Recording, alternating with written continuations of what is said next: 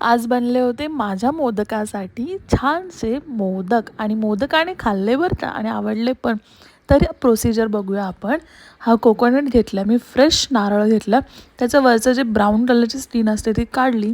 इथे पाणी बॉईल करायला ठेवले 2 ग्लास. तर त्याच्यामध्ये माझे मोठे मोठे 11 मोदक तर झाले. आणि पीठ घेतलं तांदळाचं, तर ते त्याच्यामध्ये चांगली उकळ आल्यानंतर टाकायचं. उकळ येताना त्याच्यामध्ये तूप टाकायचं, थोडंसं मीठ टाकायचं आणि एकदम किंचित साखर टाकायची. आणि ही अशी उकड आली आणि पीठ टाकल्यानंतर ते 10 मिनटं असं बंद करून ठेवायचं आणि छान मळून घ्यायचं गरम असताना.